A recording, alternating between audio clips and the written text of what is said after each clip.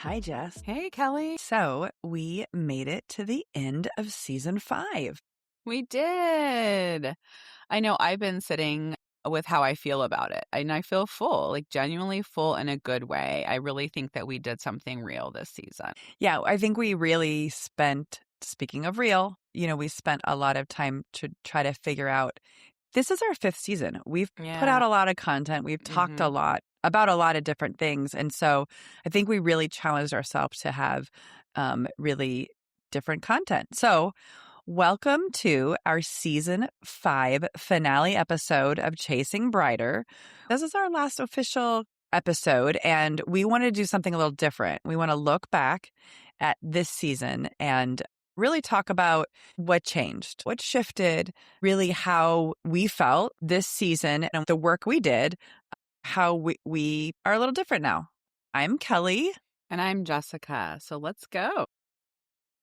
Before we get into what kind of shifted as we look back, I really just kind of want to put maybe kind of name, if you will, what we actually built this season, because I think it's worth talking about out loud. February was rest and reset, and March was choosing real over perfect. And that really, even that real over perfect really has become a tagline for us, right?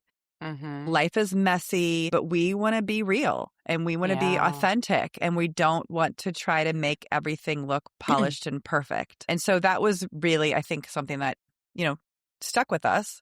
And then April, we went deep on exhaustion, things that sleep can't fix, invisible labor. May, we love talking about identity and worthiness, especially all of us women out there who are wearing many hats, and talk about who we're becoming. Not who we want to become, but who we actually are, how we've changed. And then June has been a fun episode. We like to keep it a little more lighthearted, if you will, in June, where we talked about joy and presence and really romanticizing our actual life, which was a fun episode.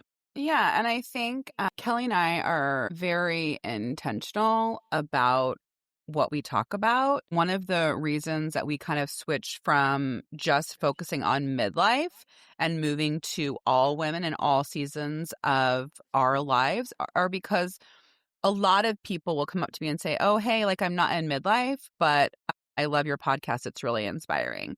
And also, I think we talked maybe a little bit before, but when we went to a conference in Nashville, when we would say we're in midlife, there were women who maybe were mid 30s or earlier 30s, and they did not identify at all with it. And so they're like, oh, okay, you're not my audience. And then they kind of went away. And so it was no, our content is really for all women and really anyone who wants to improve, wants to develop personally, and wants to try to make this life their best life. And so when you look at the arc of what we were talking about resetting, resting, really our whole identity, being worthiness, just this whole growth and ending with joy. So it was really intentional. And so I hope you've enjoyed the journey of season 5. Yes, I know I did.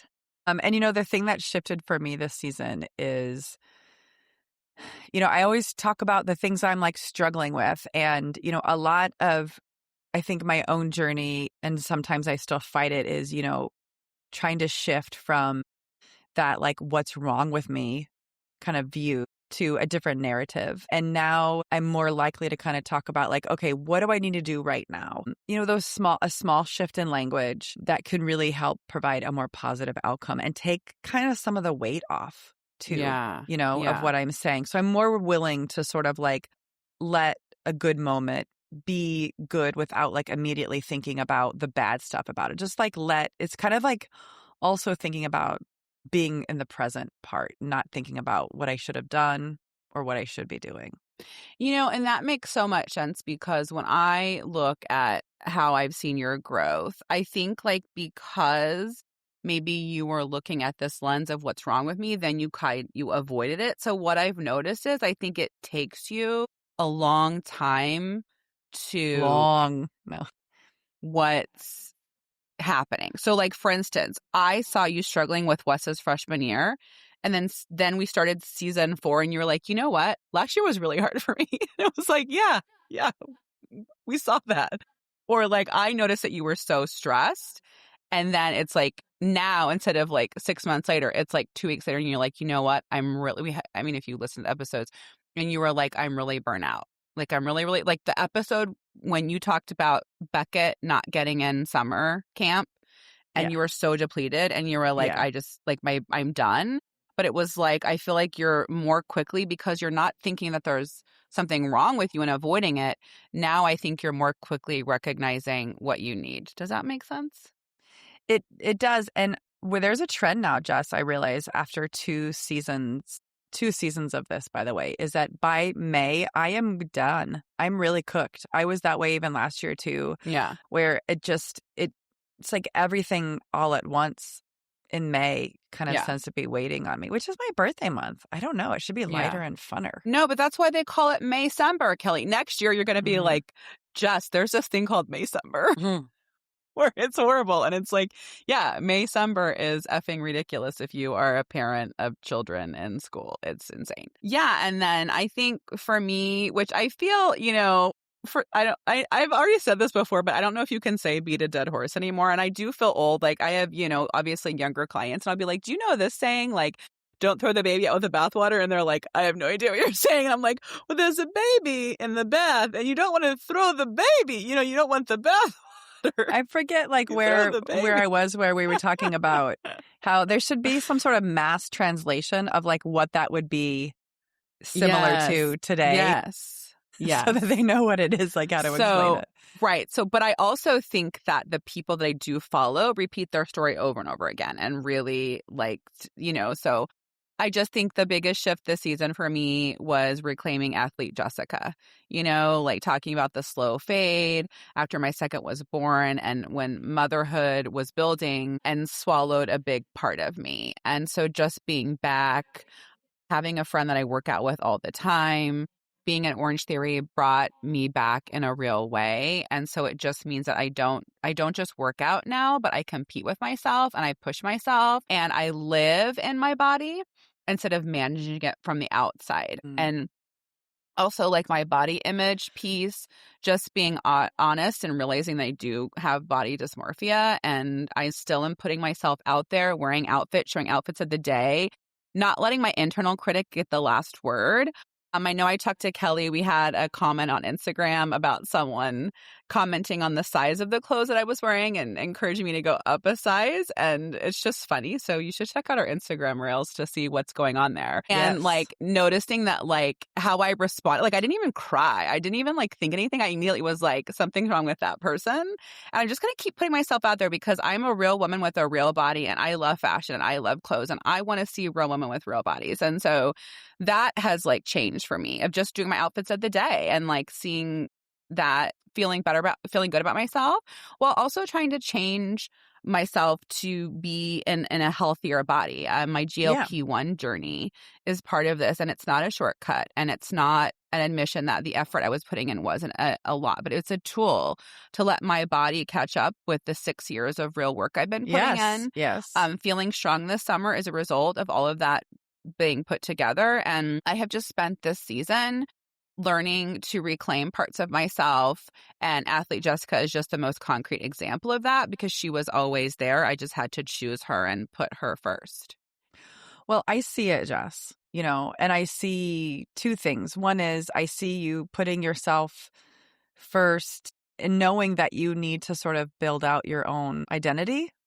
Yeah. Apart from the kiddos, as they're getting older and as you're losing your sidekick for a couple months a year now. So I see that. And then, I think your journey has really, to me, transformed this past season. And maybe it was even a little bit before this season, but like, I see you differently. I see you more confident. I see you more less fucks giving to other things in a way that doesn't get you down. And so, I think you are quietly choosing yourself and you're not always making a big deal about it, but I think you're doing fantastic. Thank you. And I know you're putting all the hard work in, but it shows inside and out. And I hear your compliments and I accept them without crying. block them away. I will receive those compliments. And I do have a quick pause too, because we have actually 2 downloads. And so if you've been listening to our episodes, you might be confused, like, wait, you guys have a choose your own adventure summer planning template. And then you also have, a fashion template. So we Yeah, do. summer And if you style. get the newsletter, you have already been receiving them. And if you sign up, you can still get whole month of June, you can still get our free downloads. The Choose Your Own Adventure Summer Planning Template is like about big anchors, small rituals, and it's just like a whole summer in one doc. And, it's free when you sign up at chasingbrighter.com. Yes. You can get it at chasingbrighter.com. Like just said, it's very simple. And not only will we thank you, but your summer will thank you. That's right. That's right. Okay, so if someone listened to this whole season and still feels stuck, I want to say you are not stuck. You are in process. I feel it here and there too, man. Gal, Yeah. friend. Can you edit that part? Now I want to leave it because I want to start calling you gal moving forward, hence 2/4. Okay. Stuck implies that you're not moving. And sometimes it's just that you're just processing. It means that something's happening, even though you can't see it yet. And I think feeling stuck is part of that process, acknowledging that you might be feeling stuck and you know that you need to move and you're going to move. And it's just part of that processing. So the questions you might be asking yourself now that you weren't asking before is proof of that. Yeah, just noticing and recognizing, right? And I think like you can reclaim yourself in small choices over time. It's not like this dramatic thing like we've talked about. We've been on this journey for years and years. And in the accumulated decisions that you keep choosing the person you're becoming in small little pieces. I didn't just come back because I joined Orange Theory in October. It was months and months and months of showing up for myself. And that is the whole season in one example that, you don't have to have it figured out. You just have to keep choosing. Like listening today is you choosing. Yes. And so, as we move into summer, we want to leave you with something concrete. Between now and September, when our next season drops, do one thing that is purely about living in the present. It's not about building, not about achieving, not about being productive.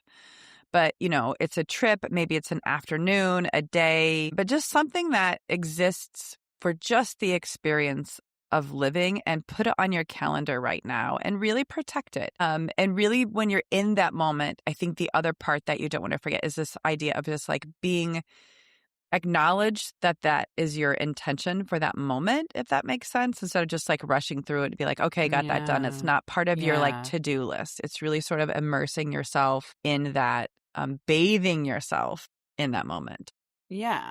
And I think like, especially that romanticizing your life episode got to me. So I was, in St. George, Utah over the week, and I had Giovanni with me, and he wanted to, we'd watch a movie at the end of every night.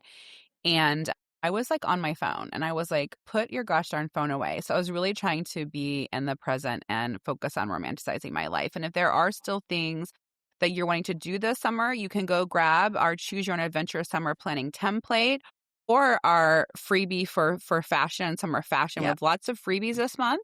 Yes. chasingbrighter.com/newsletter. And, we just want you all to have the summer that you actually want, not the one you think you should have, but the one that really fills you up.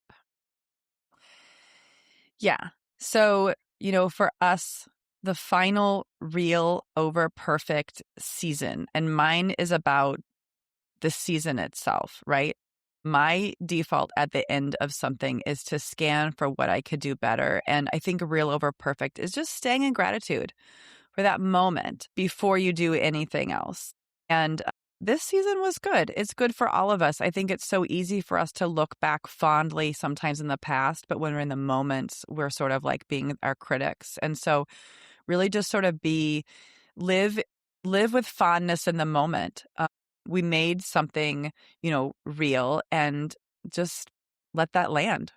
Yeah. And I think like my real over perfect moment, I kind of already, shared a little bit earlier, but just about like the romanticizing your life, how like I'm not perfect. I'm not in the moment all the time. I'm on my phone all the time. And so I'm really trying, that's what I'm working on this summer is being in the moment and putting the phone away. I think a lot of busy moms out there, a lot of busy women out there can understand that we're always trying to do 10 things at once. And our phone is a computer in our hand. And if you run your own business, it's checking emails, all of these things. So that's what I'm going to be working on this summer. And the one thing that I feel like I'm been achieving and successful at is just carving out my identity and who I am and not being swallowed up in roles. And then I want to look at for you guys our final brighter moves for this season. So Kelly, what is your brighter move for our listeners today? So I love this, and I've been thinking about this for really the last kind of week or couple days, which is, name one thing this season that shifted in you. And that one thing is, a question you're asking yourself differently, a choice you made that you maybe wouldn't have made before, or a moment that you were more present for, and write it down because it matters. And I really find myself on this, Jess.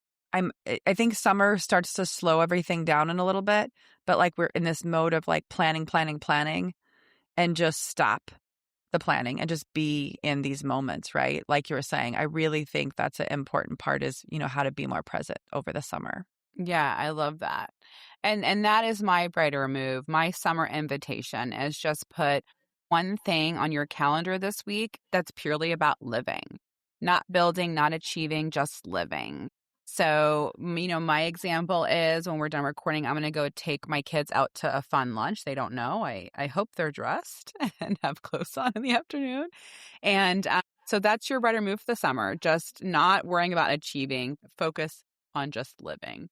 So we are going to be back in the fall with season 6. We don't want to give much away. We will definitely be dropping probably a trailer in August at some point, but it's going to be really special. And we can't wait to keep building all of this with all of you. Thank you for every listen, every message, every share. Yes, thank you. You are the reason this feels like something real. We want you to have the most beautiful summer. We'll see you in the fall. Keep chasing brighter. Thank you for being here and for all of season 5. And don't forget to find us at chasingbrighter.com for our blog, to sign up for our newsletter, and more.